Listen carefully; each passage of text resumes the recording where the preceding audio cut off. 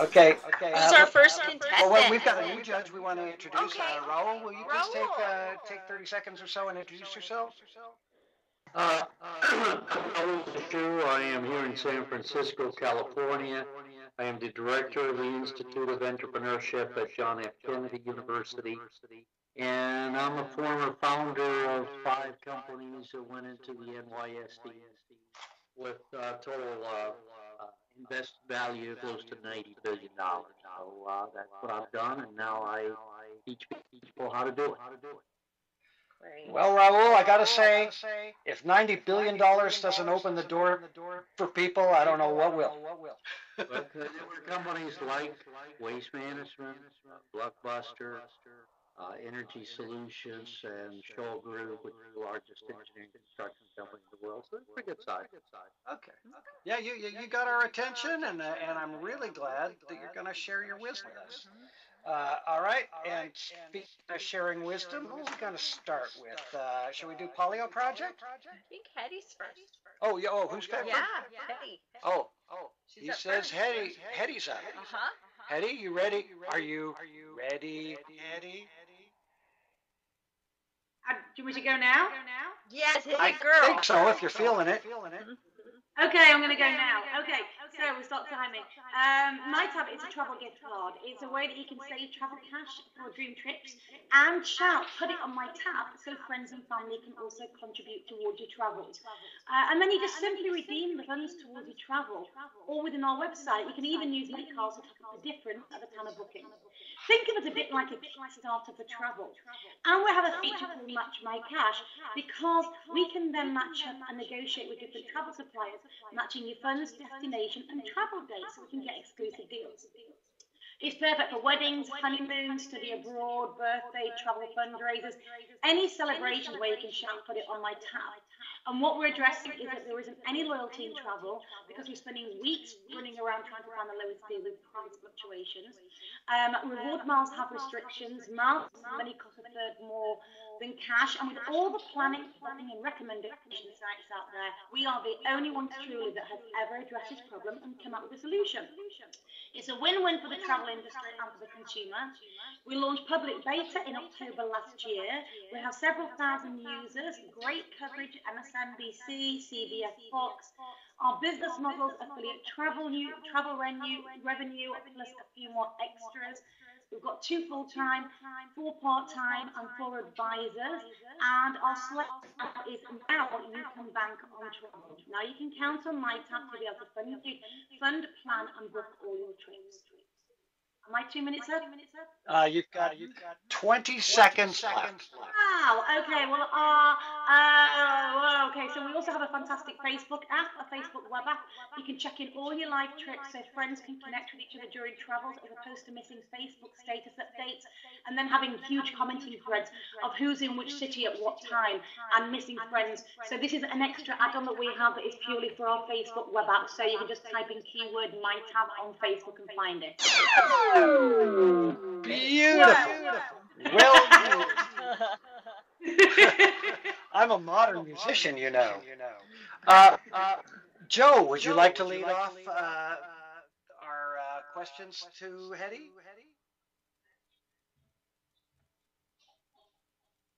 Oh, Joe's not. Where'd he go? I do not see it. Okay, let's start with Eve. A good way to start. Okay, well, this is the first time I've seen this one. I'm wondering about competition. I know that my friends got married and they had some kind of app, and you could buy a night at this hotel. You could buy the meal here. They had the whole thing planned out, and you could contribute to it. How does it vary from that? And also, do you currently have revenue? Do you currently have users, and how do you make your money? Okay, so those sites that you're talking about is a lot like the Honey Fund. What you're doing is you're gifting them, but it's actually going into the PayPal account. We are the only ones where it actually stays in my tab. So we're a bit like if you've got a Southwest gift card, you can only use it on Southwest. The ones that you're contributing, take that out at any time or when it matches the fund amount that they're requesting, but it goes to the PayPal account and then they can use that. So our value proposition is different because I know if I'm going to give you, Eve, for your birthday towards a trip, I know that you're going to be using it to take that trip and not paying utility bills. The second part is our traffic is really heavily scaling up now. It's really hitting a good peak at the moment now. The funding and the gifting and the actual booking side of that's a bit slower than we expected. But also because I know this sounds, we don't really have competition. We're the only ones that are doing what we do, and nobody even touches it by far. It's a learning curve for the customers. It's a trust level. It's like when Airbnb started, and look at where Airbnb are now. So we are accounting that, and it's an education in itself for my time, for our customers. Business model, affiliate revenues coming through from travel bookings. We can also sell off statistical data to the travel industry as we're scaling, because we have incredibly unique stats. And also that match my cash feature, where you match the deals to suppliers and to the customers. We'll also, as we're scaling up, we'll be able to do exclusive deals with those and get higher commission conversions through that. And that's before we get to the mobile app, where we can do go low, so different promotions and different offers with any MyTab cash that's left over for on destination bookings. Beautiful. Let's pass the baton to Mark. Thank you. Travel is always a nightmare, so anybody can do anything to make that better. You could have a potential winner. Most of these sites and deals, you have to kind of schedule way in advance. What's the situation in your model? Well, how it works, this is actually really interesting. You're the only person that's ever come out with this, so thank you. So how it usually works is we are, again, spending weeks trying to find the best deal. I mean, literally up to 4 weeks on average, customers trying to find the best deal. It's frustrating for them, and obviously there's a huge drop-off rate between 85 and 90% at the time of booking. This is promoted by Virgin America a while back at David Cush. At the time of booking, 85 to 90% of customers drop off to look elsewhere. So there's so much time that is wasted from searching for travel. With our travel platform, if you've got funds in your account, you've slightly got a psychological trigger happy element, so you're looking faster and booking, and we're powered by Expedia. And with our Match My Cash feature, currently now, since we are so new, we're matching up deals that Expedia has within our website. So when it comes up on Expedia, and you can see the flight or flight and hotel on Expedia, it will match up to MyTab. As we are scaling, we will then negotiate exclusively with suppliers, and that will depend on the revenue that we've got coming through, how many users we've got going to a destination, and what the suppliers are trying to maximize on their peaks and troughs to be able to fill in for short, last minute and long lead bookings. So that is going to be flexible. Our insurance requires that we remind you to inhale. I do really go to breathing. I actually breathe in my nose as I'm talking out my mouth. I'm probably a cow in a former life. That's how I breathe. Didgeridoo player. Didgeridoo player. Okay, Raul, what do you got for us? In your model that you're using, how long do you feel it will take you to get to profitability, and what extent of marketing and funds are you going to need? So where we're going towards profitability, because again it's a whole different ball game. We see things that go slightly in peaks and troughs. Like over the holiday season, we saw more gifting taking place. Now as it's getting towards spring and people are looking for summer trips, and you've got Mother's Day coming up, and you've got the graduation season coming up. The profitability side, we're expecting that it's probably going to be a couple of years before we're really in good sheer profit, which is pretty standard. But revenues, remembering we're running a gift card platform, so the value of the company is going to increase regardless, because we're holding the cash for the customer to get them these fantastic deals, or for them to use for traveling. Marketing, I have 20 years of PR marketing experience. I'm doing everything from social media to traditional PR to different marketing efforts, working with universities, study abroad partners. Students are really big for us, through crowdsourcing obviously. And we've got a bundle. Twitter, Facebook is really our big bread and butter when it comes to viral traction, but we're definitely doing a lot of business development and generic PR through verticals as well, not just travel. Great. That's good. Okay. That was before the buzzer started. I wanted to do that before the buzzer went because it scares me. And Joe, can you hear us now? Are you there? Yes, I can you hear me? Great. Go ahead and let's hear a question. All right, great. I'm a big Expedia and online traveler myself. I have a question though. It's an extremely competitive market. How do you plan to convince me to switch from Expedia to your service or Priceline or any of the services that are there? Okay, again, that's an education style because you are used to going to Expedia and going to Price and checking 3 or 4. 52% of us check up to 4 websites on any given time before they even book anything down, and that's over a few weeks. So what you're doing is making it harder for yourself. Again, my tip is educating. If I'm going to gift you for your birthday and other friends are going to gift you travel cash in your MyTab account, you won't really care about going to Expedia because we integrate with Expedia already. You're just now cash rich and you can use the money on MyTab. So the prices that you see on Expedia are the same that we have. And a little known secret, I hope the buzzer doesn't go, all travel sites, all OTAs, online travel agents, their rack rate, published rates, forget about deals, are all the same. And this is a well-known thing because they're all running through the same global distribution system. So why are you looking around for the best? Fantastic. Don't We sound like a need buzzer. to go to feedback.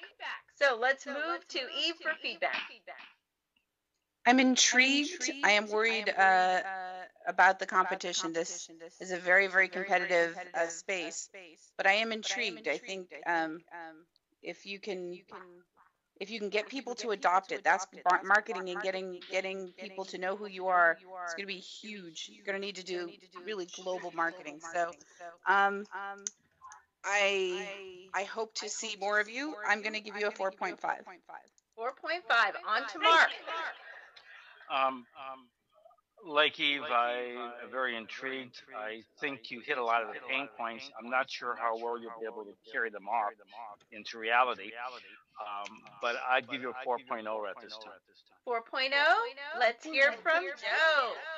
Oh, I'm going to throw some controversy into this one. I think it's a very crowded market. I'm concerned about the margins that might be available and how you actually, create the adoption rates that you need to grow the company. I'll get about 0.2. What? Did you say 2.2? 3.2. 3.2. And we're ending up with Raul. Well, I think the execution in this is very much dependent on marketing. Marketing. A low margin business. So I am going to give you a 3.9. 3.9. Okay. Thank you. That is great. Thank you. So Teddy and Emmett's not here, right? I was a little confused about that. Yeah, Emmett's not here anymore. We got Rule with the billions of dollars to make us pay attention. Excellent. And I think let's say goodbye to Hetty, a reluctant goodbye. Yes. And let's move on. Now, do we know who's supposed to be going next? We have a clue. Okay. Well, if I get to pick, I'm going to say let's go to Michael because he's been very patient. He's had a little bad luck with connections before, and it's really nice to see him smiling and relaxed. Michael with Liftport. Oh, sorry, Andrew. Andrew says somebody else next, but it's too late. I'm flexible. I've got this time, so I'm very comfortable. Okay, well, in that case, let's bring in Tyler with Polio Project. Tyler, are you feeling it? Yeah, I'm fine. I'll go whenever. Okay, when you start going, I will start timing, and I'll tell you when 15 seconds are left. Okay, awesome. So the Polio Project is a game intended to capture the full intensity of the Polio di Siena, which is a horse race in Siena. The Polio Project, it's a game where the player is not actually playing as the jockey on a horse. You're actually playing as the horse yourself. And the reason for this is in this 90-second race, the Polio di Siena, the horse is actually the winner. It's a very intense race where one jockey can swing at the other and knock the jockey off the horse. So it's not actually a jockey that wins a race, it's a horse that makes it to the end. So this is what you play as. So we're currently running a Kickstarter, which you can see the link here. Our Kickstarter project is about halfway done right now. For any of our viewers, please check out our Kickstarter. We'd love to get support for you. And if anyone's here with a corporate sponsorship or anything like that, we are offering corporate sponsorships where you can have your brand or your logo in our game. And the reason we're seeking this money, the reason we're doing the Kickstarter, is mostly products such as Unity, which is the game engine that we're using. And we're also spending a small group of our team to the Polio di Siena to kind of get the full experience, record audio, get all that information. So releases of games like this generally make somewhere around $100,000 at a minimum. We're going to do a digital distribution, Steam, through the Valve group, And because of that, we don't have any physical distribution. Everything will be digital, which lowers our costs. And we're also looking to grow beyond this project. So the Polio is just stage one of kind of a longer term goal of to continue to create cultural experiences and games like this. And we're kind of tagging it's called Diverse Universe. So you can expect to see more games like this based on culture. And this is a market that doesn't exist, but as the game industry grows, we're going to see more niche markets become available, and we hope to fill that niche market of giving it cultural experiences like the Polio di Siena to users like you. Thank you. Neat. Okay, well, let's start with Mark. Could you tell me who your intended demographics are for this game? So currently our demographic, the goal that we're going for is we're really looking for people who are into horse racing and kind of are passionate about horses. It's something that is actually a big market in Germany, and it does exist in the US, but there isn't a game for it, or there isn't a culture for it. And the other is just for people who are into horse races.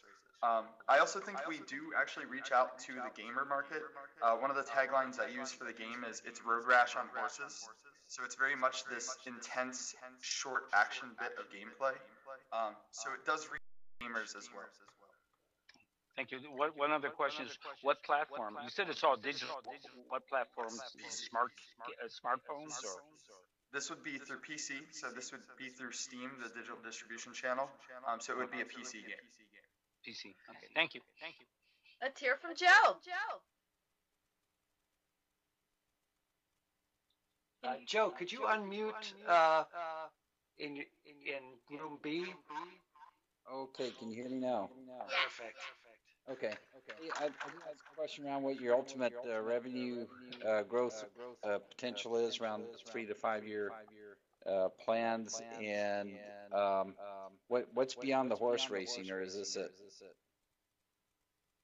So as I said at the end there, we are kind of doing this the diverse, and the project goal for that is to, once the Polio di Siena, the Polio project is complete, we're gonna find the next, like, whether it be a sport, some cultural festivity, like, you know, the Festival of Colors or things like that, and we're gonna take these other things and try to create game experiences for them. So the idea is to continually create games or interactive entertainment based around an experience that exists within a culture, to introduce it to other cultures, to kind of help this intermingling of culture. So for the next up to 5 years, we're looking at doing a game a year in that context. And what's your revenue potential? Potential 100,000 per game, per title. Okay, and let's hear from Raul. I'm troubled by the small revenue potential here in this particular thing, and you know, the cost of marketing it to get to that revenue. Could you shed some more light? Sure. So this project is being made by students. So right now we have a zero cost as far as our development team is concerned. We're all working for free. We're all just doing this for our own growth as well as for kind of the passion of the project. So as far as the marketing, right now we're looking at $20,000 through our Kickstarter, and that fundraising is mostly developmental costs. If we reach out to a publisher and a publisher helps with the marketing, the average marketing budget for something like this, kind of a smaller title aiming for niche audiences, would somewhere be along the lines of $20,000 to $30,000. So we are looking about a 300% return on that investment, and the 100,000 is my minimum, absolutely what I think will make at a lowest point. So there is the possibility of making well beyond that. Good. Great, and questions from Eve. Where are you planning to market? So we're marketing right now. Our goals to marketing are the niche audience, any websites that are involving horse racing. We're planning on reaching to the actual city of Siena, so their tourist advertisement and all that matter, to see if we can get a large kind of corporate deal with them. We're also looking to market through Steam, which is provided through their publishing. I mean, if it's such a niche market, do you think you're going to hit the same numbers as a non-niche game? So the numbers that I quoted, the 100,000, is referring to niche markets. So there are a lot of niche markets for like these hardcore war titles and things like that are very small selective audiences. That the numbers I was giving, 100,000, is that the average return on those items, not like a large kind of main audience title. And are we ready for feedback? I think we could go to feedback. Okay, let's start it off with Joe. Can you give us your feedback, please? Joe? Joe? We need you to unmute, Joe, baby.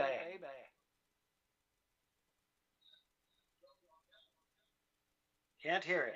He's not in the room anymore. What? Joe? He's not in the room. We can hear him vaguely.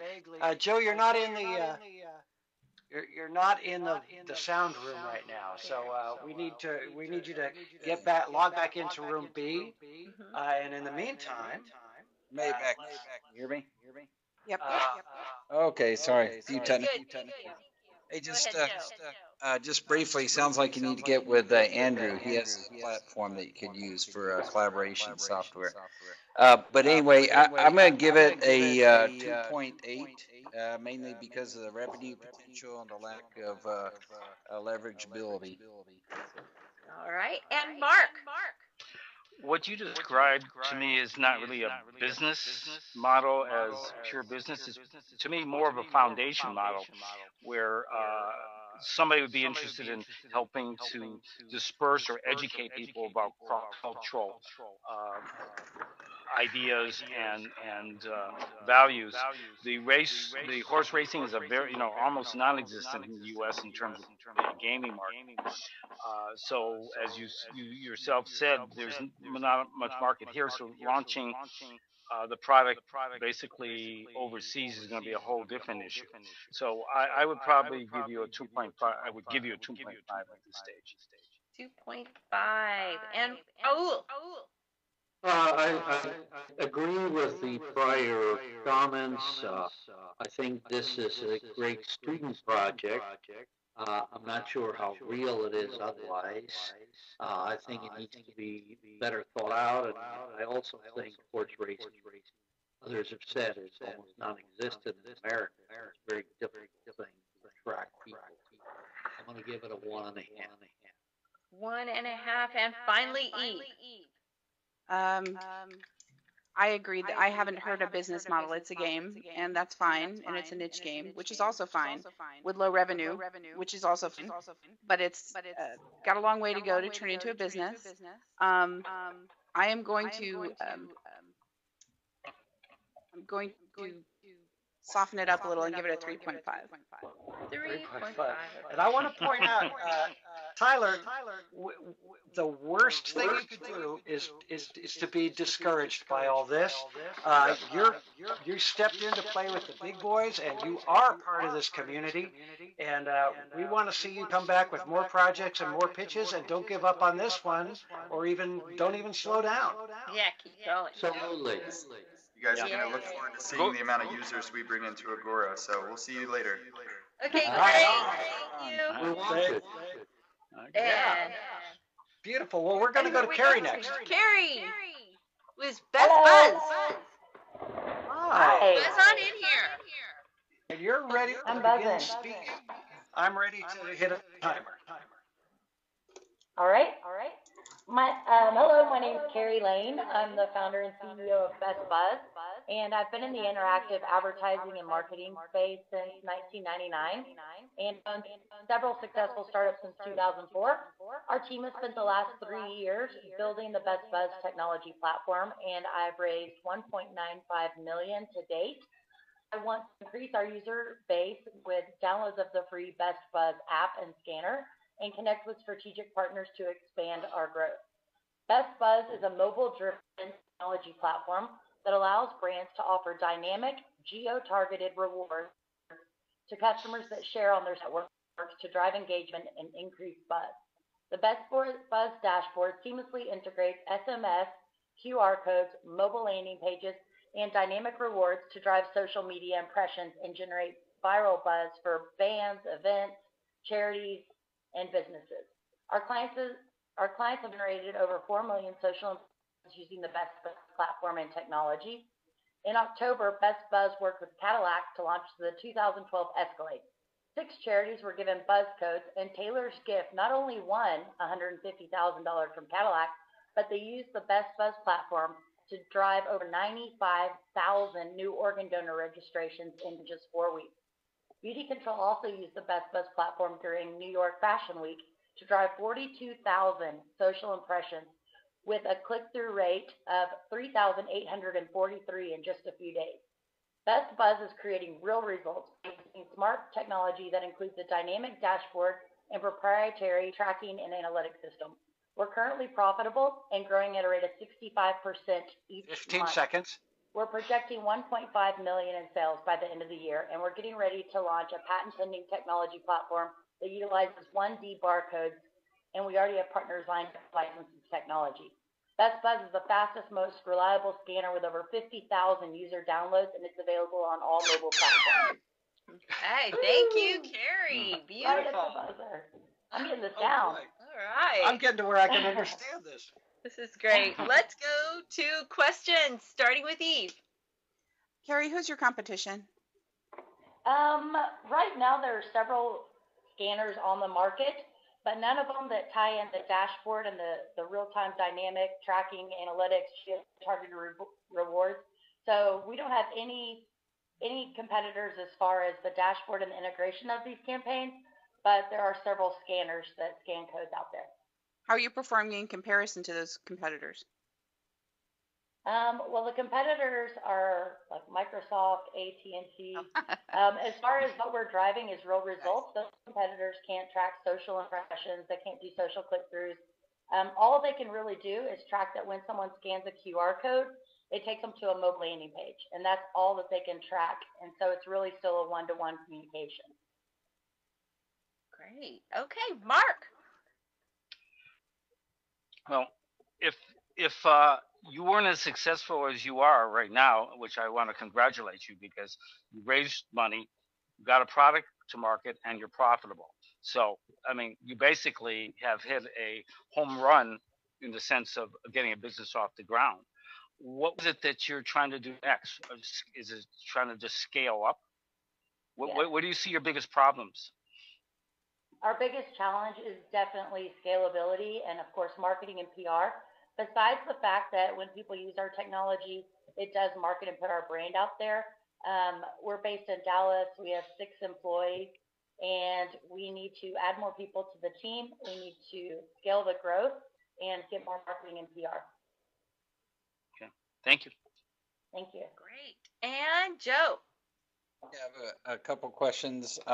And if you got that more money and hired those more people, is PR the only area you'd work on, or are there other aspects of this you need the resources for? No, right now we have the dashboard built. Of course, technology is always changing.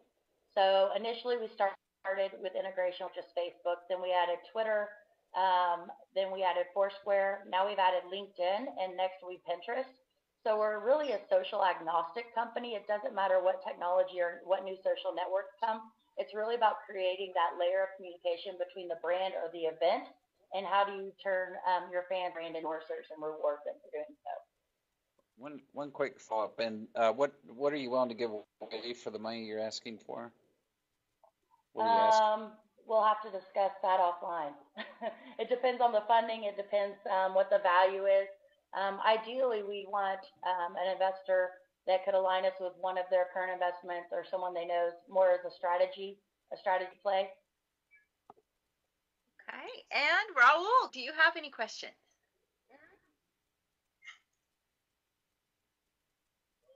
Hello. Hello. Yes, Raul.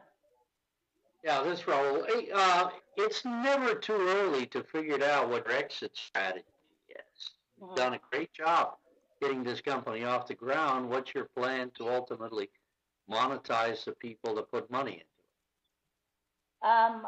Ultimately, our exit strategy would be, I guess, in the next 2 to 3 years. It's a very fast-moving space. We've really laid the foundation. We've built the technology, and now it's growing users, increasing buzz for ourselves instead of what we've done with our clients, and really just getting out there, strategic partners and whoever we can align ourselves to grow that audience. And that's really what we're looking for to take it to the next level. And then the exit strategy, I guess, will depend at that point, but we're ramping up very quickly. And right now we really need to add more people to our team, put some marketing in place, and take it to the next level. Well, if people in Dallas are listening and need a job, I guess they can get in touch with you, can't they?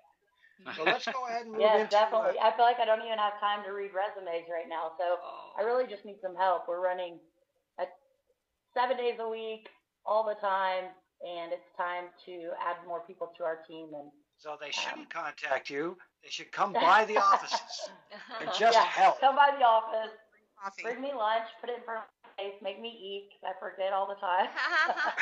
Well, let's run feedback, and let's start with Eve.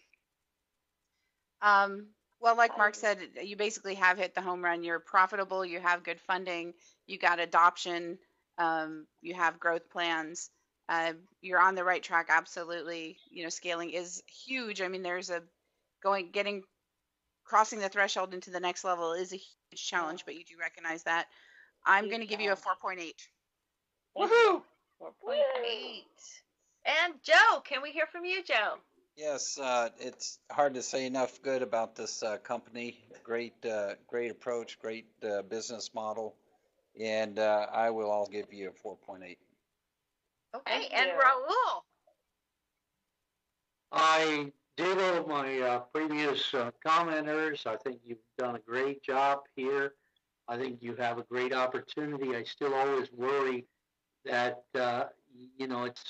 you can get it to a certain level, but getting it from there to the bigger level requires a lot of times a different strategy or different partners or a strategic partner. But given that you've got it to this level so quickly, I'm going to trust that you're going to be able to get it done there. So I'm going to give you a 4.99. 4.99. I guess that leaves Mark. Well, ditto everything. One more thing I'd add is that I really like your name, because in today's world, especially in apps, the names really make a big difference and create a huge value. And I think you do exactly, your business does exactly what your name is, or vice versa. I agree with Raul. My only concern is the scalability and how fast you can scale it up before someone really figures out what you're doing and comes in from the side, which I don't think is that difficult to do. I'll give you a 4.9. Thank you. 4.9. Thank you. Ripping it up, girl. Sparkly. Yeah. See I've been playing while I was on hold. So cool. All right. Well, I don't want you to get too confident. I'm going to say, Carrie, you'll never make it. Won't last 2 days. It's an impossible business model. There, you've got it from me. Okay. Thank you, Carrie. I look forward to seeing you in the next round. We might see you in the next round. And Lane, you're up. Lane, what planet are you coming from to us from today, Lane? Are we on Earth still? Yeah, we're good. Are we? You guys got me sound-wise? Hold on a second. I can hear you. Yeah, we got you. We got you, Liveport. All right. Let me so I can see my screen. Okay, great. Okay, great. You're communicate. Hi. Okay. Okay. When you're ready to start, can you hear me, Major Tom? When you're ready to start, we'll hit the buzzer. Channels are open. All right. Okay, I want you guys to think big.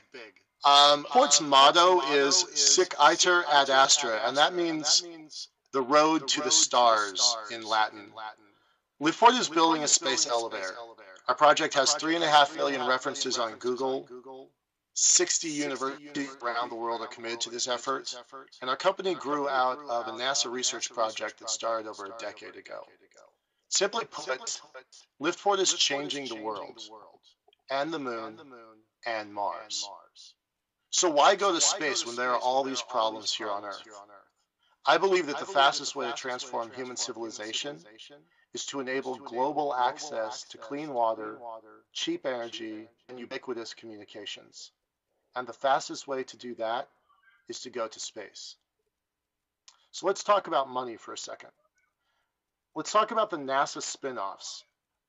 These are significant commercial developments that have evolved out of our national role in going to space.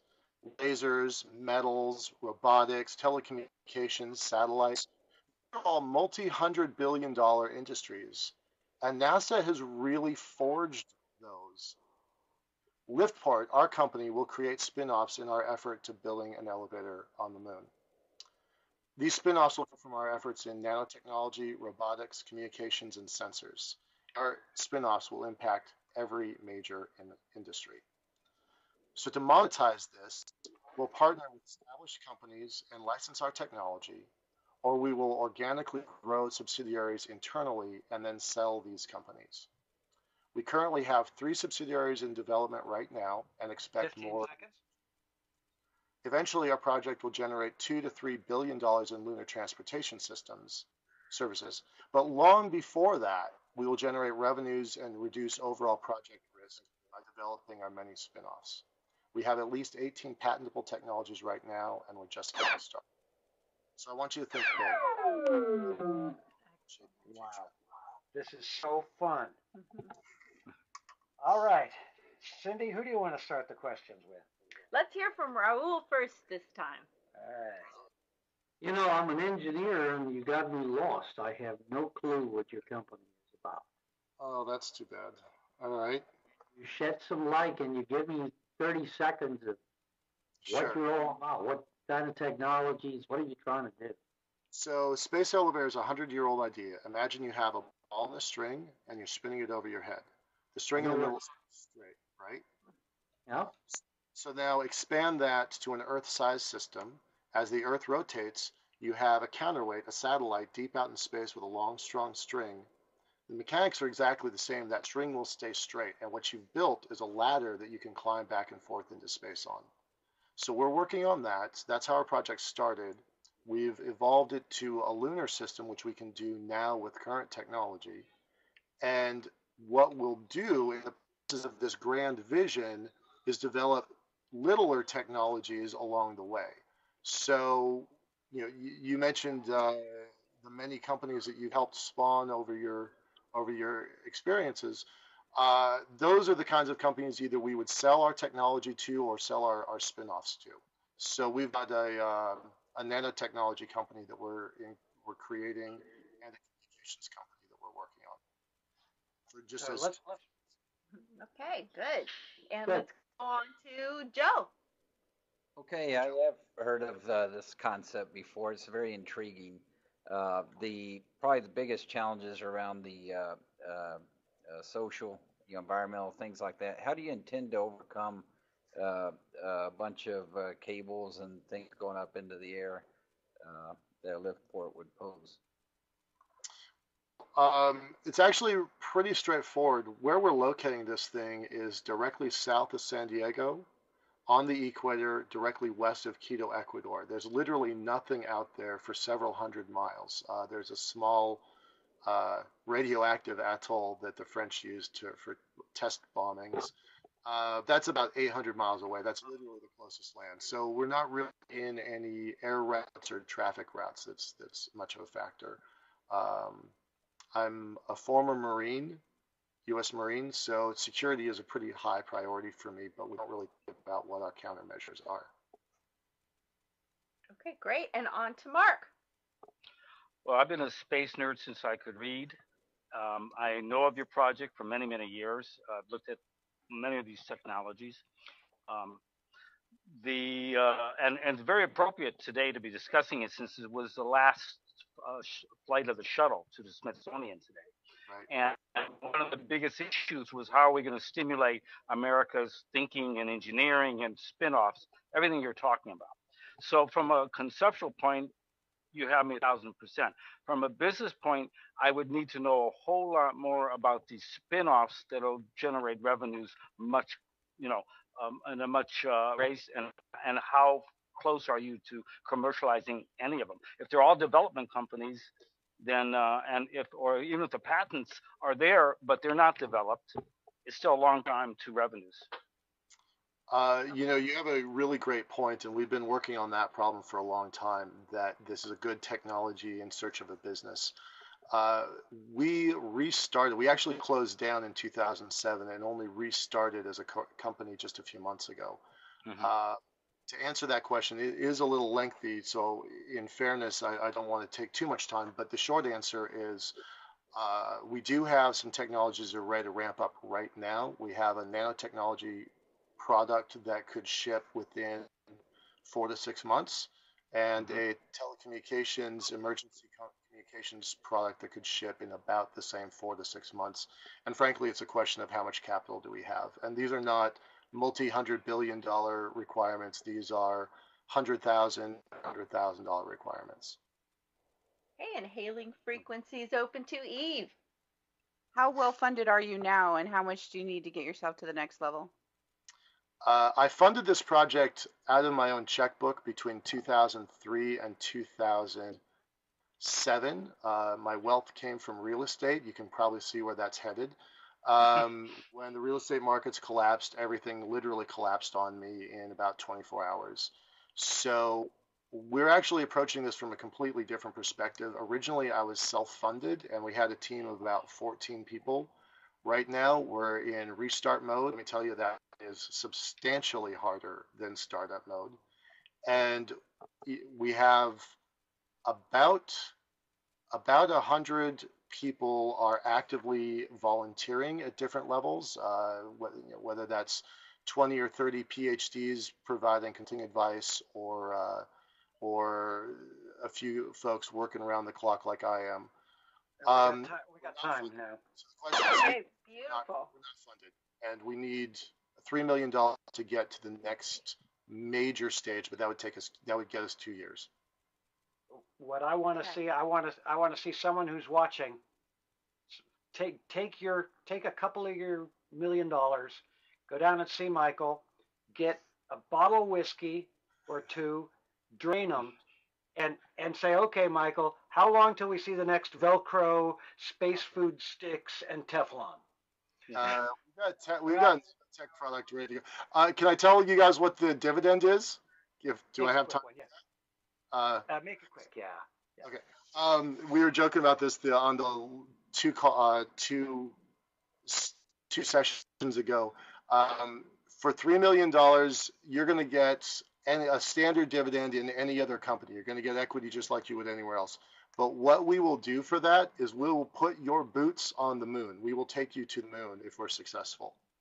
That's a dividend that I haven't been there in ages. Yeah, I think anybody else can offer that dividend. Yeah. Well, yeah. But can you deliver it? Not offer it. We're probably talking about 8 years from now. We've got a timeline, and we've got a heck of a team. And this has been endorsed all the way up to NASA's Advanced Concepts Office. This project originally came out of NASA's Institute for Advanced Concepts. That's how I was involved with it originally. It's not going to be funded by Uncle Sam. It just isn't. So it's going to have to be developed commercially. All right, let's start in with our feedback. Please, Raul, will you begin? I see frozen Raul, and I don't hear anything. I roll.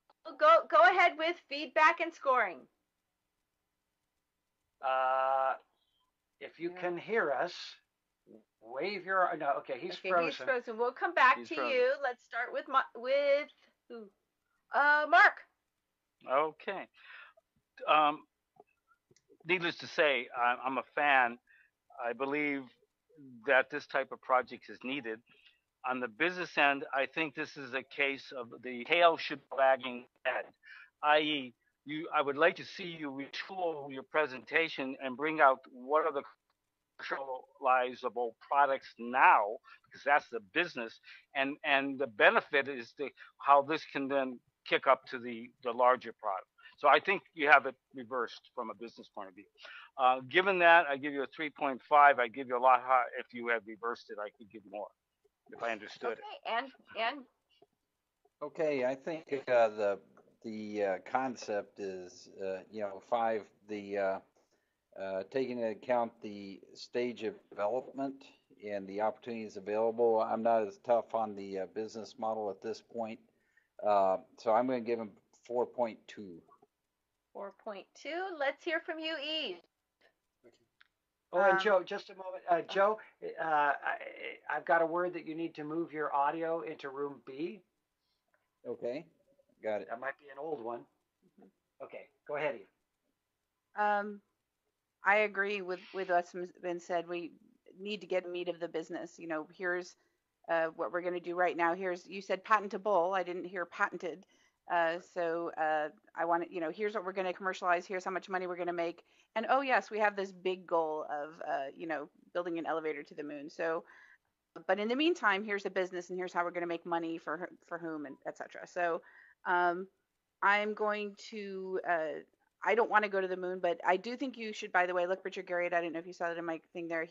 This might be right in his wheelhouse. He has paid to go into space already. So, I'm going to give you a 4.3. 4.3. And do we have Raul? It says he's talking. Raul, can you guys hear him?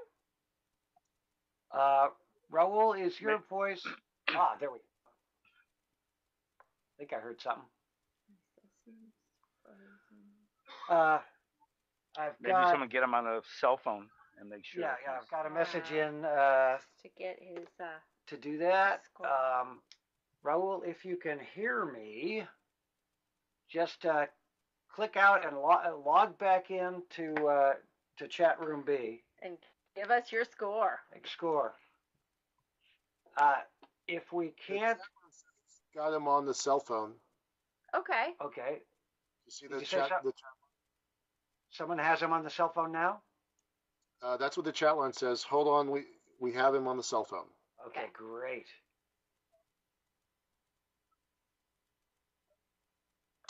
Guys, it's very funny. You guys, all three of you said that the business versus the vision were reversed. In the last session of this, they actually asked for more vision and less business, and I just find it kind of. That is true. That is definitely the way it goes, isn't it? Yeah. So that is true. So like a Boy Maybe Scout, there's a balance somewhere in the middle. Yeah. Like a Boy Scout, be prepared, right? I'm doing I'm changing as required or as requested. Or change it back. We're only gonna ask you to change it back. Yeah. And we do need his score. It's crucial here. Yeah. Okay. We do need the score. If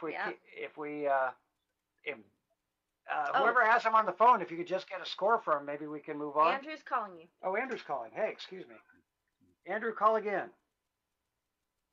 And who thought we'd have people flying around with a jet on their back? And we all did. Who thought we'd be taking private trips into space? Yeah, there is a movie about Richard Garriott's trip into space that you can download on iTunes. And also, there's John Carmack. There's a small enclave. I love Carmack. Carmack is a rock star in my eyes. There's a couple of enclaves. There's actually a small group up here in Seattle. Of course, the bigger one is in Mojave, and then there's quite a few projects happening in Texas too. Right. Hello. It's really changing the whole landscape. I mean, it's a pretty exciting time to be in this business. Andrew?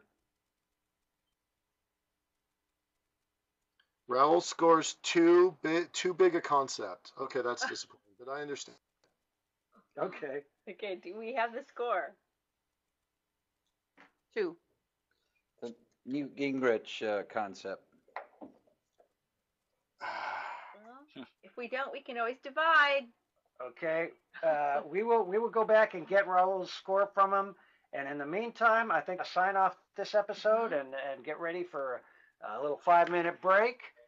It is always fun spending time with you, Michael, and I love seeing Think Big. I do adore it. Thank you so much for that. Thank you. Thank you, Michael. Really enjoyed it. I had a lot of fun, guys. Thank you for your feedback, judges. Good luck, Michael. All right. 5 minutes. Judges stand by for, they're cheering. It says Raul scores 2. Too big of a concept. We are cheering for the concept in the control room. And 5 minutes from now, we'll come back and do our thing. We'll see you later. Eve, thank you for judging. Thanks to all our judges. And I'll do my traditional, hey, are we off the air yet? Well, I'm on the air. Hey, are we off the air yet?